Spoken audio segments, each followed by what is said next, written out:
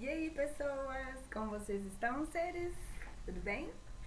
Bora terminar a leitura de Hora da Estrela, de Clarice Lispector. Nós paramos na página 24, último vídeo, e agora a gente vai continuar a leitura. Olímpico, na verdade, não mostrava satisfação nenhuma em namorar Macabeia.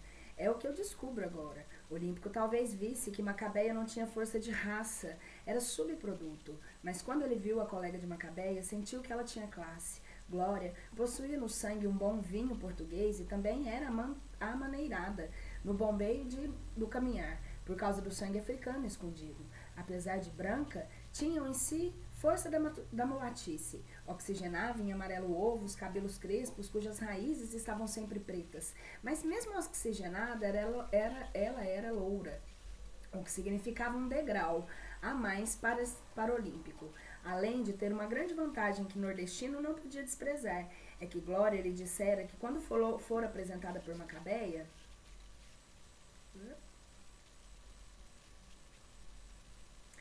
sou carioca da gema. Olímpico não entendeu o que significava da gema, pois esta era uma gíria ainda do tempo de juventude do pai de Glória. O fato de ser carioca tornava pertencente ao ambicionado clã do sul do país. Vendo-a, ele logo adivinhou que, apesar de feia, Glória também era bem alimentada. Isso fazia dela material de boa qualidade. Enquanto isso, o namoro com Macabeia entrar em rotina. Olha o que o cara olhava nessa época. Enquanto isso, o namoro com Macabeia entraram numa rotina moma, se é que alguma vez haviam experimentado o quente. Muitas vezes, ele não aparecia no ponto de ônibus, mas pelo menos ele era um namorado, e Macabeia só pensava no dia em que ele quisesse ficar noivo e casar. Posteriormente, de pesquisa em pesquisa, ele soube que Glória tinha mãe, pai e comida quente em hora certa. Isso tomava de primeira qualidade. Olímpico caiu em êxtase quando soube que o pai dela trabalhava no açougue. Pelos quadris, adivinhava-se que seria boa parideira, enquanto Macabeia pareceu ter em si mesmo seu próprio fim. Nossa, como que era, né? Pelos quadris, adivinhava-se que seria uma boa parideira. Leu 2 vezes só pra lembrar como é que era nessa época. Esqueci de dizer que era realmente de se espantar que para o corpo quase murcho de Macabeia, tão vasto fosse o seu sopro de vida quase ilimitado e tão rico como o de uma donzela grávida engravidada por si mesma. Por parentogênese, tinham sonhos esquizoides nos quais apareciam gigantescos animais atendiluvianos, como se ela tivesse vivido em épocas as mais remotas dessa terra sangrenta. Foi então que se desmanchou de repente o namoro entre Olímpico e Macabeia. Namoro talvez esquisito, mas pelo menos parente de algum amor pálido. Ele avisou-lhe que encontrara outra moça e que esta era Glória. Macabeia bem viu o que aconteceu com Olímpico e Glória. Os olhos de ambos se haviam beijado. Diante da cara de pouco inexpressiva demais de Macabeia, um pouco inexpressiva demais de Macabeia, perdão. Ele até quis lhe dizer alguma gentileza suavizante na hora do adeus para sempre. E ao se despedir, lhe disse: você, Macabeia, é um cabelo na sopa. Não dá vontade de comer. Me desculpe se eu ofendi, mas sou sincero. Você está ofendida? Não, não, não. Ah, por favor, eu quero ir embora. Por favor, me diga logo adeus. É melhor eu não falar em felicidade ou infelicidade. Provoca aquela saudade desmaiada. Aliás, aquele perfume de violeta, as águas geladas da maré mansa, em espuma pela areia. Eu não quero provocar porque dói. Macabeia, esqueci de dizer que tinha uma infelicidade. Era sensual. Como é que num corpo criado como o dela, cabia tanta lascívia, sem que ela soubesse que tinha? Mistério. Havia no começo do namoro pedido ao Olímpico um retratinho tamanho 3x4, onde ele saiu rindo para mostrar o caninho de ouro, e ela ficava tão excitada que rezava 3 Pais Nossos e 2 Ave Marias para se acalmar. Na hora em que Olímpico lhe dera o fora, a reação dela veio de repente inesperada. Pôs-se sem mais nem menos a rir. Rir por não ter se lembrado de chorar. Surpreendido, Olímpico, sem entender, deu gargalhadas. Ficaram rindo os dois. Aí ele teve uma intuição que finalmente era uma delicadeza. Perguntou se ela estava rindo de nervoso. Ela parou de rir e disse muito cansada: não sei não. Macabeia entendeu uma coisa. Glória era um estardalhaço de existir. E tudo devia ser porque Glória era gorda. A gordura sempre fora o ideal secreto de Macabeia, pois em Maceió ouviram um rapaz dizer que para uma gorda que passava na rua, a tua gordura é formosura. A partir de então, ambicionara ter carnes, e foi quando fez um único pedido de sua vida. Pediu que a tia comprasse óleo de fígado de bacalhau. Já não tinha tendência para anúncios. A tia perguntara-lhe, você pensa que é filha de família querendo luxo? Depois que Olímpico a despediu, já que ela não era uma pessoa triste, procurou continuar como se nada tivesse perdido. Ela não sentiu desespero, etc, etc. Também o... Perdão, me perdi aqui, tem hora que eu perco na minha cabeça. Também, o que é que ela podia fazer? Pois ela era crônica. E mesmo tristeza também era coisa de rico. Era para quem podia, para quem não tinha o que fazer. Tristeza era luxo. Esqueci de dizer que no dia seguinte, ao que lhe deram fora, ela teve uma ideia. Já que ninguém lhe dava festa, muito menos noivado, daria uma festa para si mesma. A festa consistiu em comprar sem necessidade um batom novo, não cor-de-rosa, como o que usava, mas vermelho vivante. No banheiro da firma pintou a boca toda, até fora dos contornos, para que seus lábios finos tivessem aquela coisa esquisita de lábios Marilyn Monroe. Depois de pintada, ficou olhando no espelho uma figura que, por sua vez, a olhava espantada, pois em vez de batom, parecia que um grosso sangue lhe tivesse brotado dos lábios por um soco em plena boca, com quebra-dentes e rasga carne. Pequena explosão. Quando voltou para a sala do trabalho, Glória riu-se dela. Você endoidou, criatura? Pintar-se como uma endemoniada? Você até parece mulher de soldado. Sou moça virgem, não sou mulher de soldado e marinheiro. Me desculpe, se... Gente, olha só.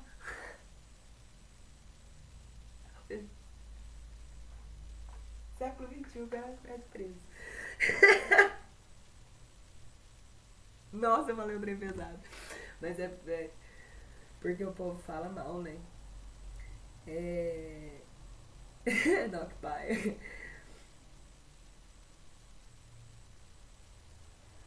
Me desculpa eu perguntar, ser feia dói? Me desculpa eu perguntar, ser feia dói? Nunca pensei nisso. Acho que dói um pouquinho. Mas eu lhe pergunto se você que é feia sente dor. Eu não sou feia, gritou Glória. Depois tudo passou e Macabeia continuou a gostar de não pensar em nada. Vazia, vazia. Como eu disse, ela não tinha anjo da guarda, mas se arranjava como podia. Quanto ao mais, ela era quase impessoal. Glória perguntou-lhe, por que é que você me pede tanta aspirina? Eu não estou reclamando, embora isto custe dinheiro. É para eu não me doer. Como é que é, hein? Você se dói? Eu me dou o tempo todo. Onde? Dentro, eu não sei explicar. Aliás, cada vez mais, ela não sabia explicar. Tomara-se em simplicidade orgânica e arrumara um jeito de achar nas coisas simples e honestas a graça de um pecado. Gostava de sentir o tempo passar. Embora não tivesse relógio, ou por isso mesmo, gozava o grande tempo. Era supersônica de vida. Ninguém percebia que ela ultrapassava com a sua existência a barreira do som. Para pessoas outras, ela não existia. A sua única vantagem sobre os outros era saber engolir pílulas sem água, assim, a seco. Glória lhe dava as aspirinas, admirava-a muito, porque dava a Macabeia um banho de calor gostoso no coração. Glória advertiu-a. Um dia a pílula te cola na parede da garganta, que nem galinha do pescoço do meio cortado, correndo por aí. Um dia teve um êxtase. Foi diante de uma árvore tão grande que no tronco ela nunca poderia abraçá-la. Mas apesar do êxtase, ela não morava com Deus. Rezava indiferentemente. Sim, mas o misterioso Deus dos outros lhe dava às vezes estado de graça. Feliz, feliz, feliz. Ela era a alma quase voando. E também vira o disco voador. Tentara contar a Glória, mas não tivera jeito. Não sabia falar e mesmo contar o quê? O ar? Não se conta tudo, porque o tudo é um pouco nada. Às vezes, a graça a pegava em pleno escritório. Então ela ia ao banheiro para ficar sozinha, de pé, sorrindo até passar. Parece-me que esse Deus era muito misericordioso. Com ela, dava-lhe o que lhe tirava. Em pé, pensando em nada, em olhos moles.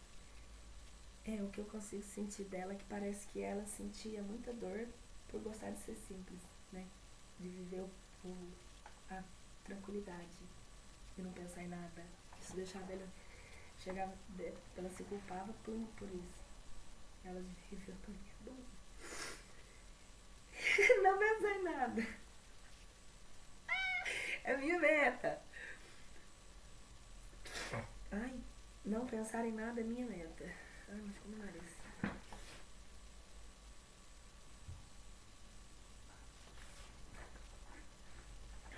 Vamos lá. Nem Glória era uma amiga, só colega. Glória, roliça, branca e morna. Tinha um cheiro esquisito porque não se lavava muito, com certeza. Oxigenava os pelos das pernas cabeludas e das axilas ela não raspava. Olímpico, será que ela é loura embaixo também? Em relação a Macabeia, Glória tinha um vago senso de maternidade. Quando Macabeia lhe parecia murcha demais, dizia: e esse ar é por causa de...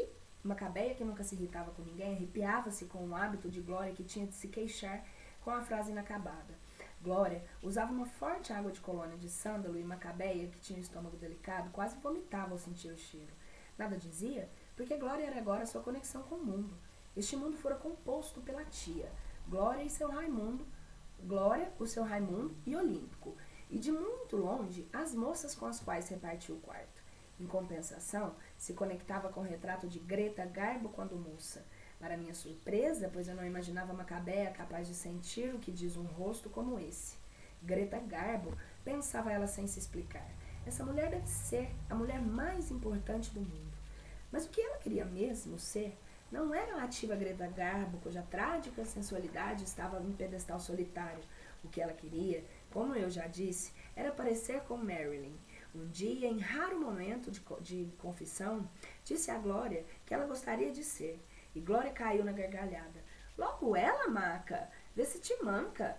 Glória era toda contente consigo mesma. Dava-se grande valor. Sabia que se o resto do molengole da mulata, uma pintinha marcada junto da boca, só para dar uma gostosura e um buço forte que ela oxigenava, sua boca era loura, parecia até um bigode. Era uma safadinha esperta, mas tinha força de coração. Penalizava-se com Macabeia, mas ela que se arranjasse. Quem mandava ser tola? E Glória pensava, não tem nada a ver com ela. Ninguém pode entrar no coração de ninguém. E Macabeia até que falava com Glória, mas nunca de peito aberto.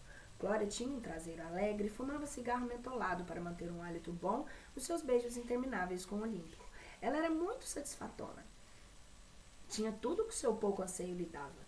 E havia nela um desafio que se resumia em ninguém manda em mim. Mas lá um dia, pôs-se a olhar, e a olhar, e a olhar Macabeia. De repente não aguentou, e com um sotaque levemente português disse: "Oh, mulher, não tens cara?" "Tenho sim. É porque é achatada de nariz. Sou achatada de nariz. Sou alagoana. Diga-me uma coisa. Você pensa no futuro?" A pergunta ficou por isso mesmo, pois a outra não soube responder. Muito bem, voltemos ao Olímpico. Eu queria ser amiga da Macabeia, que eu ia lá brigar um pouquinho com ele. Eu gosto de brigar com esses homens assim. Mentira, brigar só no sentido de discutir. A gente precisa, às vezes, falar umas verdades frívidas, né? Acho que eu gostei dessa palavra, frívida. Se ela não existir, eu estou aí inventando. Uma mistura de Frida com vida.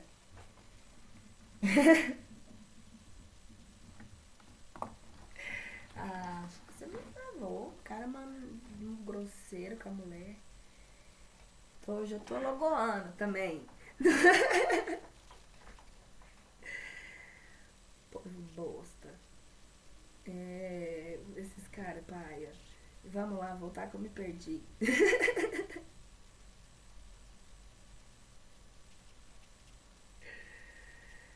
Ai, ai.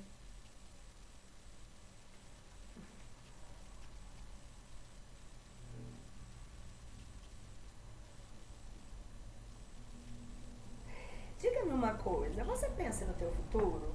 A pergunta ficou por isso mesmo, pois a outra não soube responder. Ele, para impressionar Glória e cantar logo de galo, comprou pimenta malagueta das brabas e na feira dos nordestinos. E para mostrar à nova namorada O durão que era mastigou em plena polpa a fruta do diabo. Nem sequer tomou um copo d'água para apagar o fogo nas entranhas. A ardor quase intolerável, no entanto, o enrijeceu, sem contar que Glória, assustada, passou a obedecê-lo. E ele pensou, mas não é que eu sou um vencedor? E agarrou-se em Glória com a força de um zangão. Ele lhe daria mel de abelhas com carnes fartas. Não se arrependeu só um instante de romper com Macabeia pois seu destino era o de subir para um dia entrar no mundo dos outros. Ele tinha fome de ser outro. No mundo de Glória, por exemplo, ele ia se locupletar. O frágil machinho deixaria, enfim, de ser o que sempre fora e escondia até de si mesmo por vergonha de tal fraqueza. É que desde menino, na verdade, não passava de um coração solitário, pulsando com dificuldade no espaço. O sertanejo é, antes de tudo, um paciente.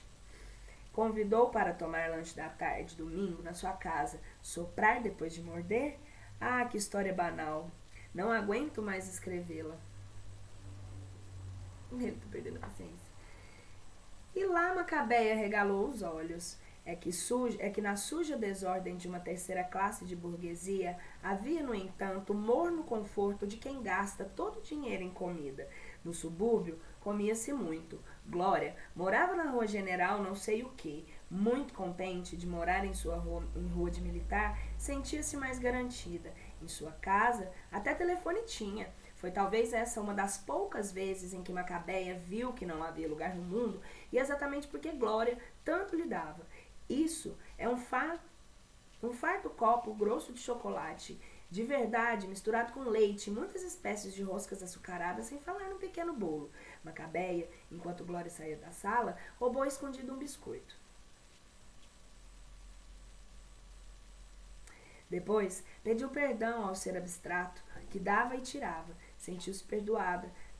O ser a perdoava de tudo. No dia seguinte, na segunda-feira, não sei se por causa do fígado atingido pelo chocolate ou por causa do nervosismo de beber coisa de rico, passou mal, mas teimosa, não vomitou para não desperdiçar o luxo do chocolate. Dias depois, recebendo o salário, teve a audácia de, pela primeira vez na vida, procurar um médico barato, indicado por Glória, e ele a examinou de novo e a examinou.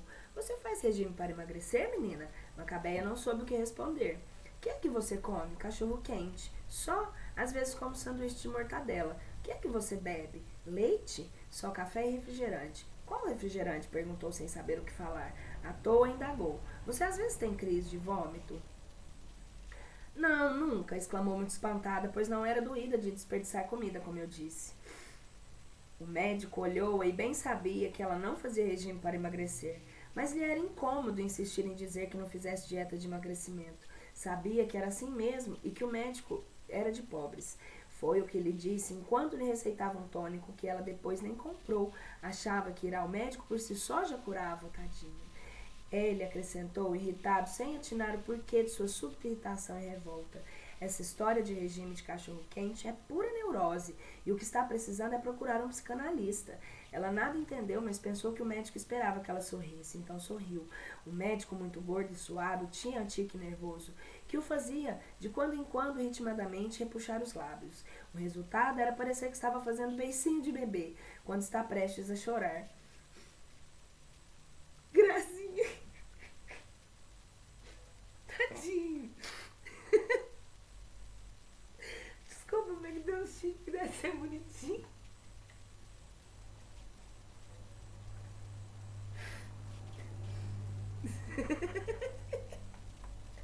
Gracinha, tadinho. Me perdoa.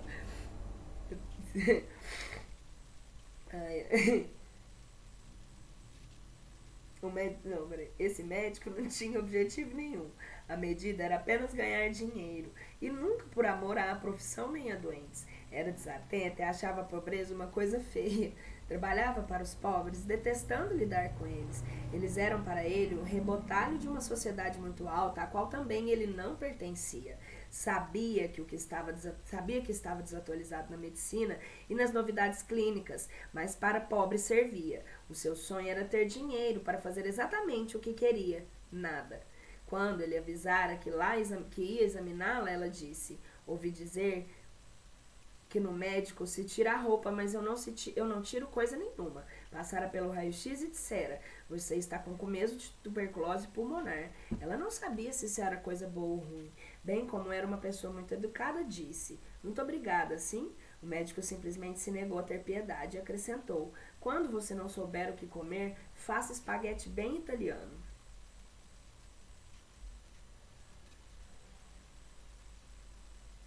E acrescentou com um mínimo de bondade a que ele se permitia, já que considerava também um injustiçado pela sorte. Não é tão caro assim.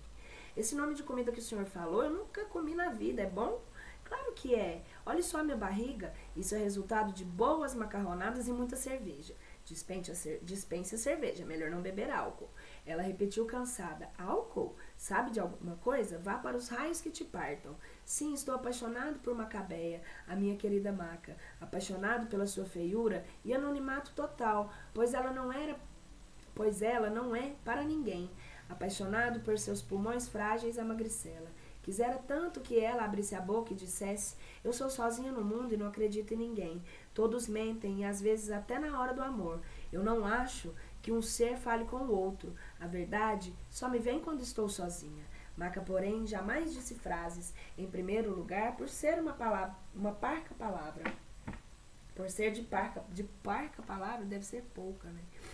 E acontece que não tinha consciência de si e não reclamava nada, até pensava que ela era feliz. Não se tratava de uma idiota, mas tinha felicidade pura dos idiotas. E também não prestava atenção em si mesma. Ela não sabia. Veja que tentei dar à Maca uma situação minha. Quando eu preciso de algumas horas de solidão por dia, senão eu me muero. Vou voltar isso aqui porque eu perdi, que eu vou aumentar. Eu tô com a visão um pouquinho... Vejo que tentei dar à Maca uma situação minha. Eu preciso de algumas horas de solidão por dia, senão me muero. Quanto a mim, sou só verdadeiro quando estou sozinho. Quando eu era pequeno, pensava que de um momento para outro eu cairia para fora no mundo. Porque as nuvens não caem, já que tudo cai. Por que as nuvens não caem já que tudo cai? É que a gravidade é menor que a força do ar que as levanta. Inteligente, não é? Sim, mas cai um dia em chuva. É a minha vingança. Nada contou a Glória, porque de um modo geral mentia. Tinha vergonha da verdade. A mentira era tão mais decente. Achava que boa educação é saber mentir. Mentia também para si mesma em devaneio volátil, na sua inveja da colega. Glória, por exemplo, era inventiva. Macabeia viu-se a despedir de Olímpico, beijando em ponta dos próprios dedos e jogando o beijo no ar, como se solta um passarinho, o que Macabeia nunca pensaria em fazer. Essa história são apenas fatos não trabalhados de matéria-prima e que atingem direto antes de eu pensar.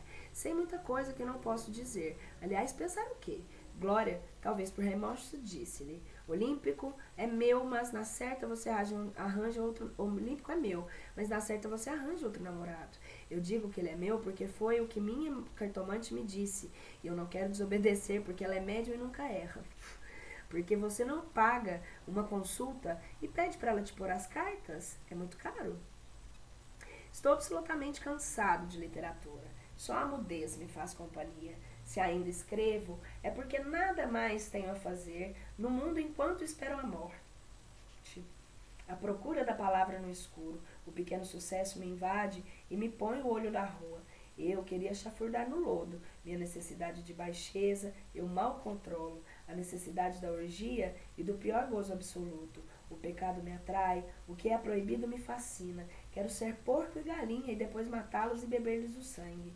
Penso no sexo de Macabeia, miúdo, mas inesperadamente coberto de grossos e abundantes pelos negros. Seu sexo era a única marca veemente da sua existência. Ela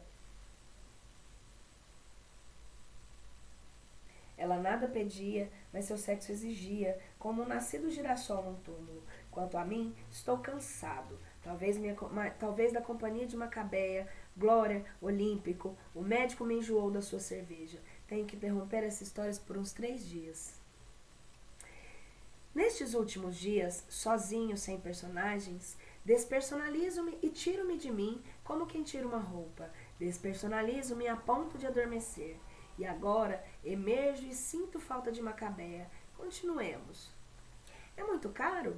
Ela responde. Eu lhe empresto, inclusive Madama Carlota também quebra feitiço que tenham feito contra a gente. Ela quebrou o meu à meia-noite, em ponto de uma sexta-feira em 13 de agosto, lá pra lá de São Miguel, num terreiro de macumba. Sangraram em cima de mim um porco preto, 7 galinhas brancas e me rasgaram a roupa, que já estava toda ensanguentada. Você tem coragem? Não sei se posso ver sangue. Talvez porque sangue é a coisa secreta de cada um, a tragédia vivificante. Mas Macabeia só sabia que não podia ver sangue. O resto fui eu que pensei. Estou me interessando terrivelmente por fatos. Fatos são pedras duras, não há como fugir. Fatos são palavras ditas pelo mundo. Bem, diante da súbita ajuda, Macabeia, que nunca se lembrava de pedir, pediu licença ao chefe inventando dor de dente, e aceitou o dinheiro emprestado, que nem sabia quando ia devolver. Essa audácia lhe deu inesperado ânimo para a audácia maior, como podia gastá-lo.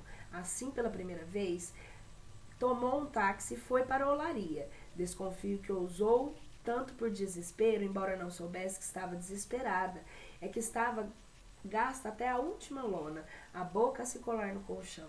Não foi difícil achar o endereço da Madama Carlota, e essa facilidade lhe pareceu bom sinal. O apartamento térreo ficava na esquina de um beco, entre as pedras do chão crescia capim.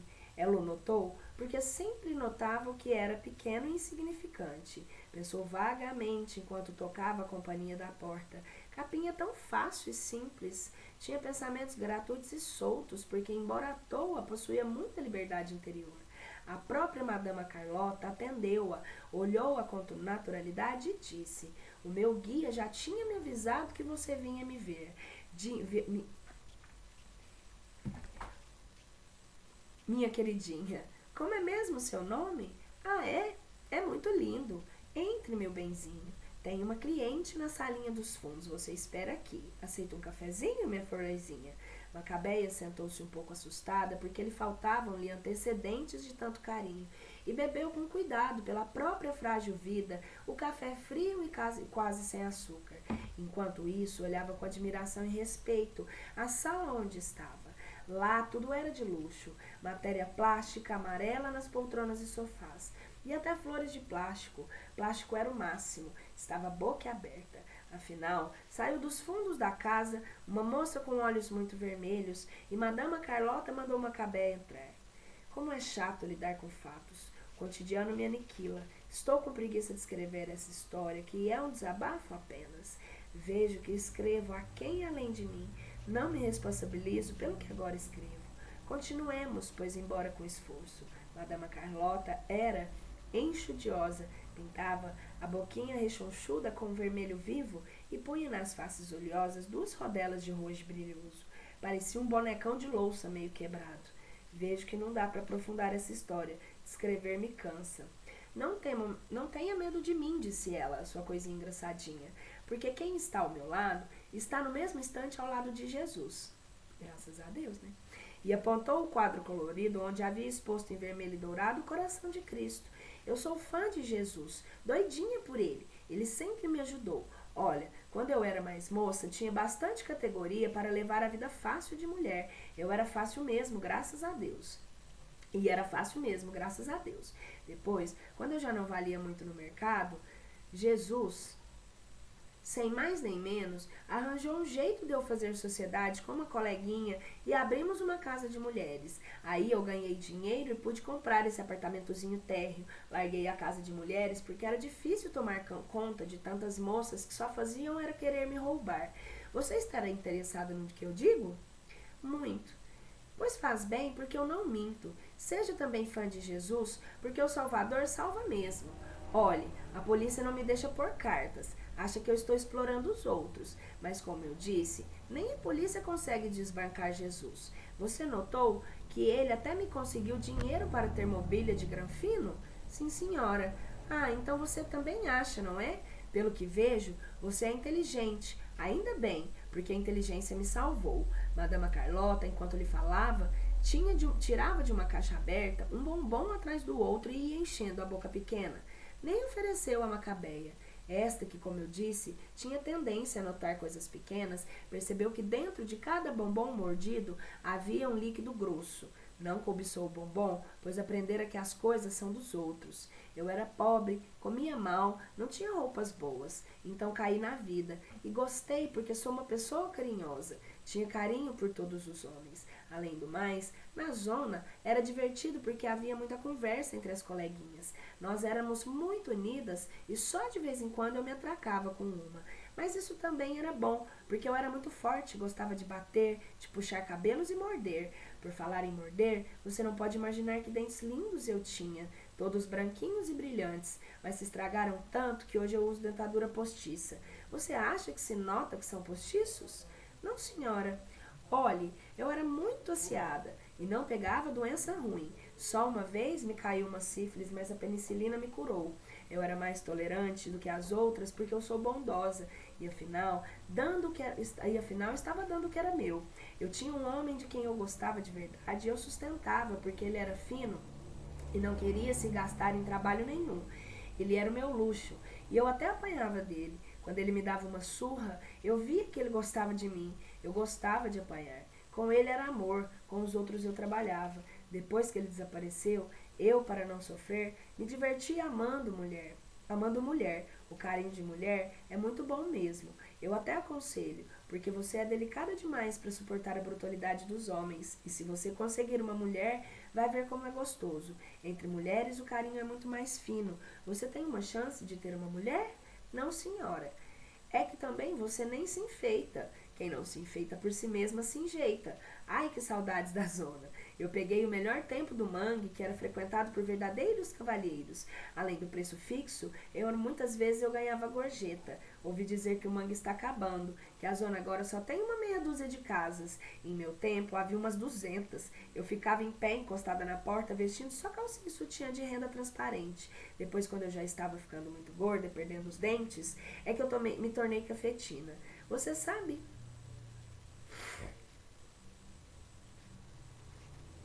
Você sabe o que quer dizer cafetina? Eu uso essa palavra porque nunca tive medo de palavras. Tem gente que se assusta com o nome das coisas. Vocêzinha tem medo de palavras, benzinho? Tenho sim, senhora. Então eu vou me cuidar para não escapulir nenhum palavrão. Fique sossegado. Ouvi dizer que o mangue tem um cheiro insuportável. No meu tempo, a gente punha incenso queimando para dar um ar limpo na casa. Até tinha cheiro de igreja. E tudo era muito respeitoso e com muita religião. Quando eu era mulher dama, já ia juntando meu dinheirinho, dando porcentagem à chefe, é claro. De vez em quando, havia tiros, mas nada comigo. Minha florzinha, eu estou te aborrecendo com a minha história? Ah, não? Você tem paciência de esperar pelas cartas? Tenho sim, senhora. Então, Madama Carlota contou-lhe que lá no mangue, no seu cubículo, havia enfeites lindos nas paredes. Você sabe, meu amor, que cheiro de homem é bom? Faz bem à saúde. Você já sentiu?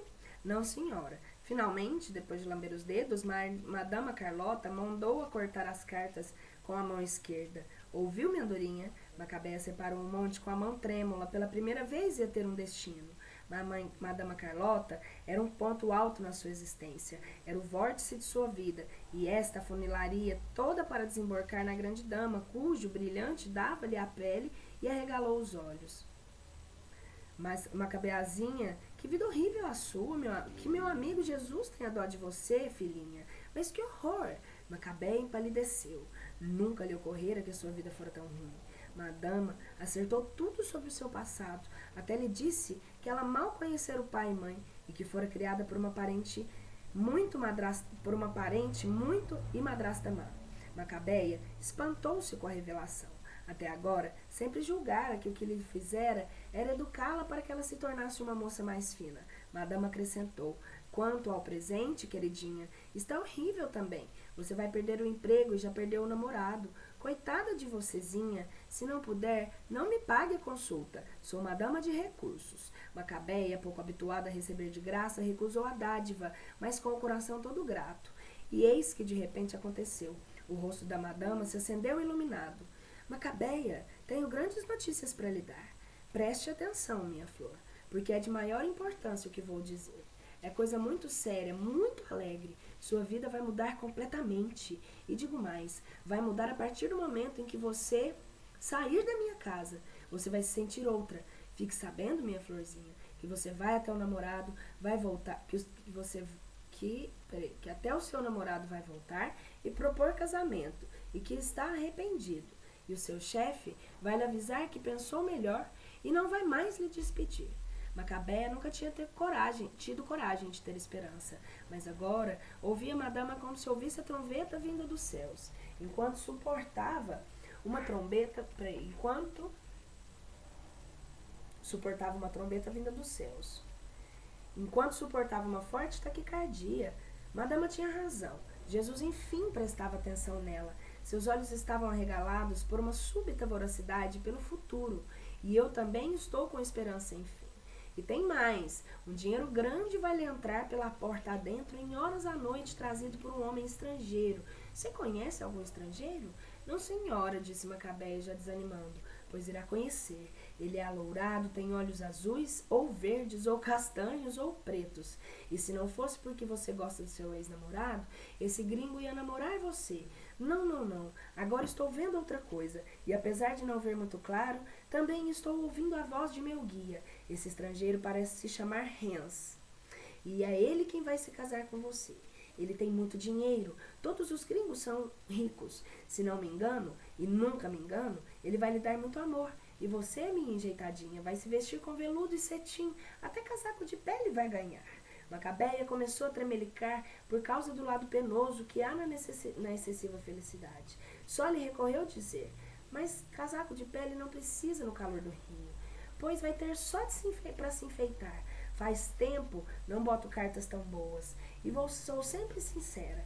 Por exemplo, acabei de ter a franqueza de dizer para aquela moça que saiu daqui que ela ia ser atropelada. Ela até chorou muito. Viu os olhos avermelhados dela? E agora vou lhe dar um feitiço que você deve guardar dentro desse sutiã, que quase não tem seio, coitada, bem em contato com a pele. Você não tem busto, mas vai engordar e ganhar corpo. Enquanto você não engordar, ponha dentro do sutiã chumaços de algodão para fingir que tem. Olha, minha queridinha, esse feitiço também sou obrigada por Jesus a lhe cobrar, porque todo o dinheiro que eu recebo das cartas eu dou para um asilo de crianças.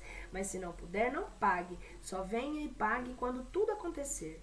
Não, eu lhe pago. A senhora acertou tudo. A senhora estava meio bêbada, não sabia o que pensava. Parecia que lhe tinham dado um forte cascudo na cabeça, de raio nos cabelos. Sentia-se tão desorientada como se lhe tivesse acontecido uma infidelidade. Sobretudo, estava conhecendo pela primeira vez o que os outros chamavam de paixão. Estava apaixonada por Hans. E o que é que eu faço para ter mais cabelo? Ousou perguntar, porque já se sentia outra. Você está querendo demais, mas está bem. Lave a cabeça com sabão aristolino. Não use sabão amarelo em pedra. Esse conselho eu não cobro. Até isso bateu-lhe o coração. Até mais cabelo? Esquecera o olímpico e só pensava no gringo. Era sorte demais pegar homem de olhos azuis ou verdes ou castanhos ou pretos. Não havia como errar. Era um vasto campo das possibilidades. E agora, disse a madama, você vai embora para encontrar o seu maravilhoso destino. E mesmo porque tem outra freguesa esperando e demorei demais com você, meu anjinho, mas valeu a pena. Num súbito ímpeto de vivo impulso, Macabeia, entre feroz e desajeitada, deu um estalado beijo no rosto da madama e sentiu de novo que sua vida já estava melhorando ali mesmo, pois era bom beijar. Quando ela era pequena, como não tinha quem beijar, beijava a parede. Ao acariciar, ela se acariciava a si própria. Madama Carlota havia acertado tudo. Macabeia estava espantada. Só então vira que a sua vida era uma miséria. Teve vontade de chorar ao ver ao seu lado oposto ela que, como disse, então se julgava feliz. Saiu da casa da cartomante aos tropeços e parou no beco escurecido pelo crepúsculo. Crepúsculo que é a hora de ninguém, mas ela de olhos ofuscados, como o último final da tarde, fosse mancha de sangue ou ouro quase negro. Tanta riqueza de atmosfera recebeu, e o primeiro esgar da noite, que sim, era funda e faustosa. Macabeia ficou um pouco aturdida, sem saber se atravessaria a rua, pois sua vida já estava mudada, e mudada por palavras. Desde Moisés se sabe que a palavra é divina. Até atravessar a rua, ela já era outra pessoa, uma pessoa grávida de futuro. Sentia em si uma esperança tão violenta como jamais sentir o tamanho de desespero. Se ela não era mais ela mesma, isso significava uma perda que valia por um ganho. Assim como havia sentença de morte, a cartomante lhe decretara a sentença de vida. Tudo de repente era muito e muito tão amplo que ela sentiu vontade de chorar, mas não chorou. Seus olhos faiscavam como o sol que morria. Então, ao dar ao passado de descida da calçada ao dar ao passo de descida da calçada para atravessar a rua, o destino sussurrou, veloz e guloso: agora é já, chegou minha vez. E enorme como um transatlântico, o Mercedes amarelo pegou-a e neste mesmo instante, em algum único lugar do mundo, um cavalo como resposta empinou-se em gargalhada de relincho. Macabeia, ao cair, ainda teve tempo de ver, antes que o carro fugisse, que já começavam a ser cumpridas as predições de Madama Carlota, pois o carro era de alto luxo. Sua queda não era nada, pensou ela, apenas um empurrão. Batera com a cabeça na quina da calçada e ficara caída, a cara mansamente voltada para a sarjeta, e na cabeça o fio de sangue inesperadamente vermelho e rico, o que queria dizer que, apesar de tudo, ela pertencia a uma resistente raça anã teimosa, que um dia vai talvez reivindicar o direito ao grito. Tô otimista sempre, né? Eu ainda poderia voltar atrás, em retorno aos minutos passados, e recomeçar com alegria no ponto em que Macabeia estava de pé na calçada. Mas não depende de mim dizer que o homem alourado e estrangeiro a olhasse. É que eu fui longe demais e já não posso mais retroceder. Ainda bem que pelo menos eu não falei e nem falarei em morte, e sim apenas um atropelamento. Ficou inerme no canto da rua, talvez descansando das emoções, e viu entre as pedras do esgoto o ralo capim de um verde da mais tenra esperança humana. Hoje, pensou ela, é o primeiro dia da minha vida. Nasci. A verdade é sempre um contato interior inexplicável. A verdade é irreconhecível, pensou. A verdade é irreconhecível, portanto não existe?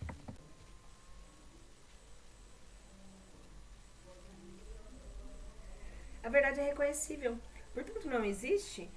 Não, para os homens não existe. Voltando ao capim, para tal exígua criatura chamada Macabeia, a grande natureza se dava apenas em forma de capim de sarjeta, se lhe fosse dado mar grosso ou picos altos de montanhas. Sua alma, ainda mais virgem que o corpo, se alucinara e explodir-se-ia o organismo, braços para cá, intestino para lá, cabeça rolando redonda e oca a seus pés, como se desmonta um manequim de cera. Prestou de repente um pouco de atenção para si mesma. O que estava acontecendo era um surdo terremoto? Tinha-se aberto em fendas a terra de Alagoas. Fixava só por fixar o capim. Capim na grande cidade do Rio de Janeiro. À toa. Quem sabe se Macabeia já teria alguma vez sentido que também ela era à toa na cidade inconquistável. O destino havia escolhido para ela um beco escuro e uma sarjeta. Ela sofria? Acho que sim. Como uma galinha de pescoço mal cortado que corre espavorida pingando sangue. Só que a galinha foge como se foge da dor, em cacarejos apavorados, e Macabeia lutava muda. Vou fazer o possível para que ela não morra, mas que vontade de adormecê-la e de eu mesmo ir para a cama dormir. Então, começou levemente a garoar. Olímpico tinha razão, ela só sabia mesmo era chover. Os finos fios de água gelada aos poucos empanavam-lhe a roupa, e isso não era confortável. Pergunto, toda a história que já se escreveu no mundo é uma história de aflições? Algumas pessoas brotaram no beco, não se sabe de onde, e haviam se agrupado em torno de Macabeia, sem nada fazer assim.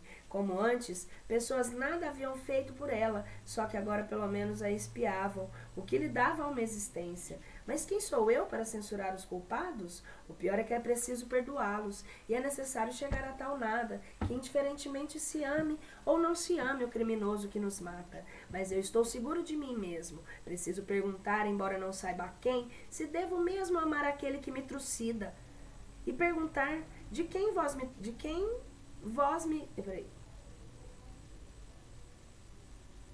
E perguntar quem de vós me trucida. E minha vida mais forte do que eu, responde, quer porque quer vingança, e responde que devo lutar, como quem se afoga, mesmo que eu morra depois. Se assim é, que assim seja. Macabeia por acaso vai morrer? Como posso saber? E nem as pessoas ali presentes sabiam, embora por via das dúvidas algum vizinho lhe tivesse pousado junto do corpo uma vela acesa. O luxo da rica flama parecia cantar glória.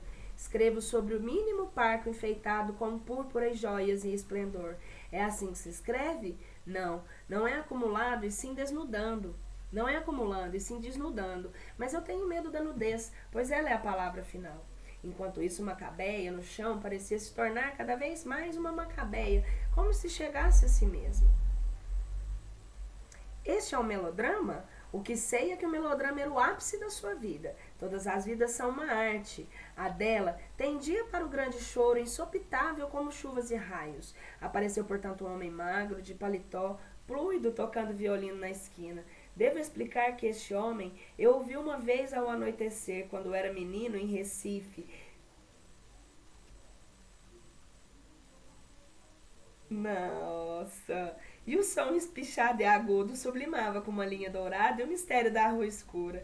Junto do homem esquálido havia uma latinha de zinco, onde barulhavam secas as moedas dos que ouviam com gratidão para eles planger a vida. Só agora entendo.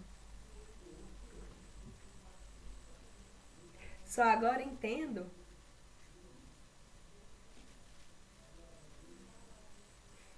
Peraí. Gente, peraí só um minutinho que eu perdi aqui que eu vou. Eu dou zoom, o trem vaza. Ó. Só agora entendo e só agora brotou-se-me um sentido secreto. O violino é um aviso. Sei que quando eu morrer vou ouvir o violino do homem e pedirei a música, música e música. Macabeia, Ave Maria, cheia de graça, tua serena da promissão, terra do perdão, tem que chegar o tempo, ora pro nobis, eu me uso com forma de conhecimento, eu te conheço até o osso até o osso, por intermédio de uma encantação, que vem de mim para ti. Espraiar-se selvagemente, no entanto, atrás de tudo pulsa uma geometria inflexível. Macabeia lembrou-se do cais do porto. O cais chegava ao coração de sua vida. Macabeia, pedir perdão? Porque sempre se pede. Por quê? A resposta é assim, porque assim é. Sempre foi, sempre será. E se não foi, mas eu estou dizendo que é, pois via-se perfeitamente que estava viva pelo piscar constante dos olhos grandes, pelo peito magro que se levantava e abaixava em respiração talvez difícil. Mas quem sabe se ela não estaria precisando de morrer, pois há momentos em que a pessoa está precisando de uma pequena mortezinha, sem nem ao menos saber. Quanto a mim, substituo o ato da morte por um seu símbolo. Símbolo este que pode se resumir num profundo beijo, mas não na parede áspera, e sim boca a boca, na agonia do prazer que é morte. Eu simbolicamente morro, várias vezes só para experimentar a ressurreição. Acho, com alegria, que ainda não chegou a hora da estrela de cinema de Macabeia morrer. Pelo menos ainda não consigo adivinhar se lhe acontece o homem louro e estrangeiro. Rezem por ela e que todos interrompam o que estão fazendo para soprar-lhe a vida, pois Macabeia está por enquanto solta no acaso, como a porta balançando ao vento no infinito. Eu poderia resolver pelo caminho mais fácil, matar a menina infante, mas eu quero pior, a vida. Os que lerem assim levem um soco no estômago para ver se é bom. A vida é um soco no estômago. Porquanto Macabeia não passava de um vago sentimento nos paralelepípedos sujos. Eu poderia deixá-la na rua simplesmente e não acabar a história, mas não. Eu irei até onde o ar termina, irei até onde a grande ventania se solta uivando, irei até onde o vácuo faz uma curva, irei aonde o meu fôlego me levar. Meu fôlego me leva a Deus? Estão tão puros que nada sei. Só uma coisa eu sei. Não preciso ter piedade de Deus? Ou preciso? Tanto estava viva que se mexeu devagar e acomodou o corpo em posição fetal, grotesca como sempre fora. Aquela relutância em ceder, mas aquela vontade do grande abraço. Ela se abraçava a si mesma com vontade do doce nada. Era uma maldita e eu não sabia. Agarrava-se a um fiapo de consciência e repetia mentalmente sem cessar: eu sou, eu sou, eu sou. Quem era e quem não sabia. Fora buscar no próprio profundo e negro âmago de si mesma o sopro da vida de que Deus nos dá.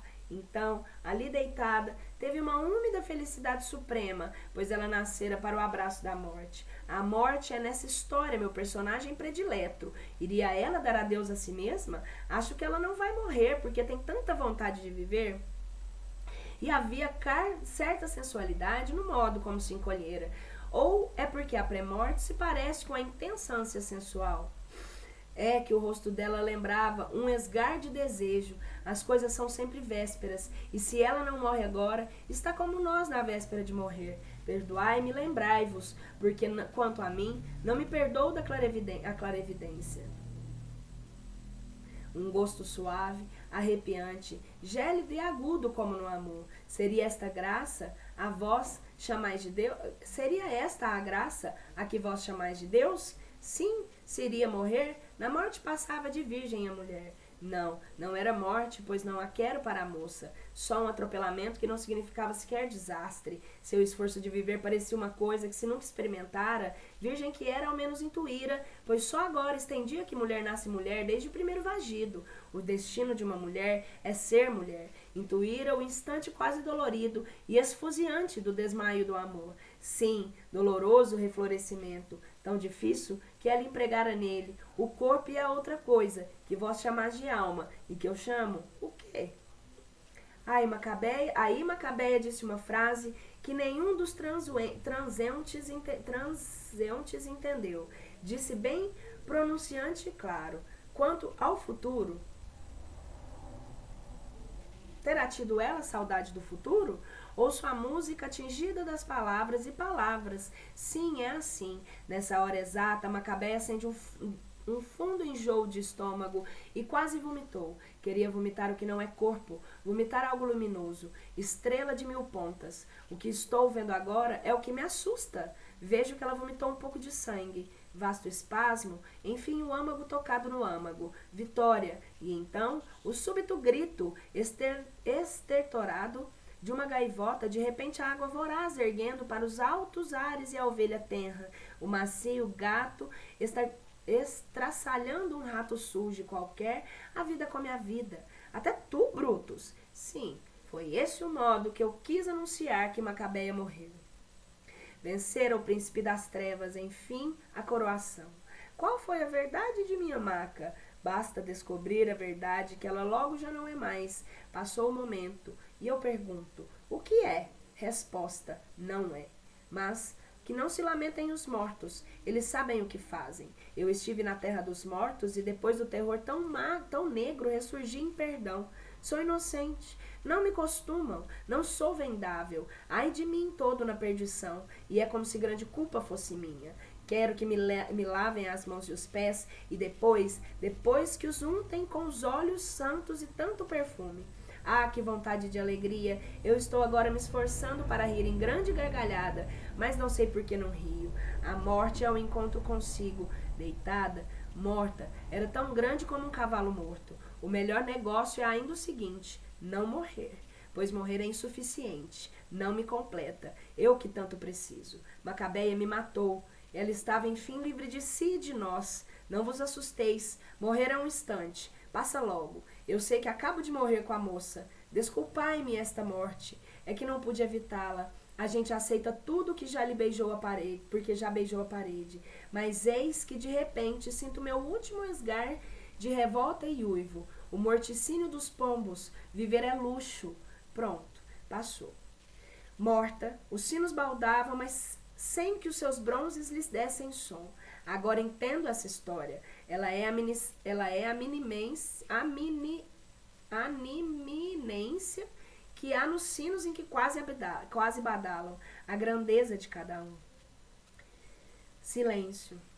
Se um dia Deus vier à terra, haverá silêncio grande. O silêncio é tal que nem o pensamento pensa. O final foi bastante grandiloquente para a vossa necessidade? Morrendo, ela virou o ar. Ar enérgico? Não sei.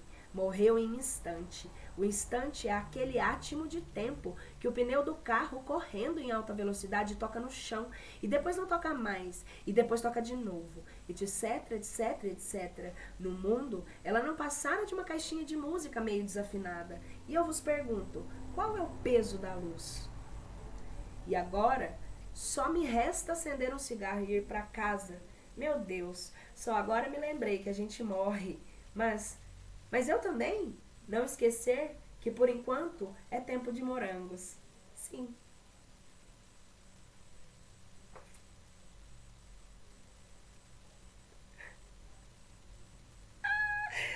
Livro maravilhoso. E os comentários eu vou tentar me conter, mas deu pra perceber que foi uma entidade guia que tava contando a história da Macabeia, né?